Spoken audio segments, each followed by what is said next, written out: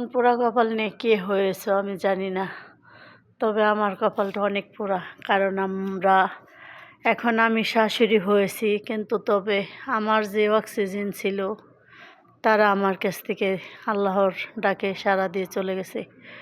আমার শাশুড়ি, শ্বশুর তো আমার বিয়ের 3 মাস পরে চলে গেছে, 3 বছর পরে শাশুড়ি গিয়েছে। এখন এই যে 4 বছর চলতেছে, শাশুড়ি গেছে, মা গেছে 7-8 বছর, বাবা গেছে আজ 19 বছর। আমার জীবনের যে প্রতিটা অক্সিজেন ছিল, এক নাম্বারে ছিল আমার মা, বাবা, তারপরে ছিল আমার শাশুড়ি। আমার শাশুড়িও চলে গেছে, এখন আমাদের অক্সিজেন বলতে কিছুই নেই। আমার স্বামী আর আমি অনেক একটা অভাগী মানুষ। কারণ হ্যারও এমন বয়স হয় নাই, আমারও তেমন বয়স হয় নাই, তারপরও আমরা দুজন পিতা মাতা শ্বশুর শাশুড়ি সব ছাড়া। হয়তো তাদের লেগে এখন আমরা কান্না করি, কিন্তু কান্না করলে কী হবে? তখন তো বুঝিনি তাদের মূল্যটা কত। কয়েকটা গাছ থাকলে কখনো বোঝা যায় না গাছের মূল্যটা কত। যখন ছায়া দেয় তখনও বোঝা যায় না গাছটার ছায়াটা কত গুরুত্বপূর্ণময়। যখন গাছটা কেটে ফেলে দেওয়া হয় তখন বোঝা যায় গাছটা কতটা ছায়া দিছে, আলো দিছে বা অক্সিজেন দিয়েছে। বাবা মা এমনই একটা জিনিস যা হারালে পাওয়া যায় না।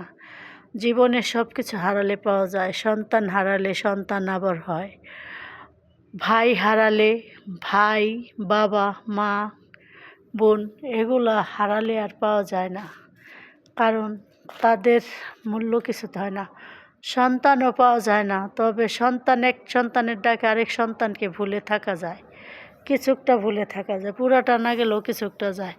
কিন্তু বাবা মা, শ্বশুর শাশুড়ি, এগুলো যে কোনো তুলনা হয় না, এটা যারা বোঝে নাই তারা হয়তো বুঝবে কোনো একদিন। কারণ বাবা মার সাথে কারোর সাথে তুলনা করা যায় না, শ্বশুর শাশুড়ির সাথেও কারোর সাথে তুলনা করা যায় না। হয়তো বয়সকালে শাশুড়ির একটা কথা বা একটা কাজ শেখাইতে গেলে তাকে মনে হয় বিষের মতো, কিন্তু পরবর্তীতে দেখা যায় সে কাজটা কিন্তু নিজের মতো করে শিখিয়ে দিয়ে যায়। যে কাজগুলি শিখলে সে পরবর্তীতে করে খেতে পারবে। কিন্তু তাই বলি, তোমরা কমেন্টে সবাই বলবে কার আমার মতো কপাল আছে যে মা, বাবা, শ্বশুর শাশুড়ি 4জনই হারিয়ে ফেলেছ। যে হারিয়েছ সেই বোঝো বেদনা, অন্য কেউ বোঝে না। ব্যথার ব্যথিত না হলে বোঝা যায় না কোনো কথা। তবে আমি মনে করি আল্লাহ তাদেরকে বেস্তি নাসিব করুক, জান্নাতবাসী করুক। আল্লাহর ডাকে তাদের সাড়া দিয়েছেন, তারা হয়তো সব দেখতেছেন। তাদের মন থেকে ভালো যে বাসি এটা তারা অবশ্যই দেখবেন। কারণ তাদের জন্য আমাদের অনেকই, হয়তো খারাপও আছে ভালোও আছে, দুটো মিলেই চলেছি। তারপরও তাদের জন্য অনেক খারাপ লাগে। আমাদের জন্য এই প্রবাসের মাটিতে 2 হাত তুলে আল্লাহর কাছে কেউ 2 ফোঁটা চোখের পানি ফালায় না যে আল্লাহ ওদের ভালো রেখো।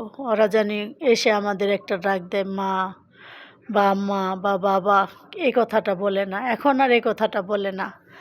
আগে হয়তো বলতো যে কবে আসবি, কেমন আছিস।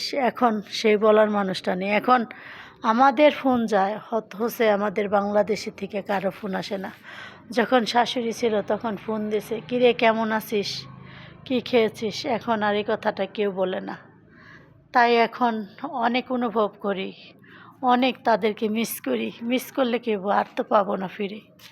যা হারিয়েছি তা কখনো পাওয়া যাবে না।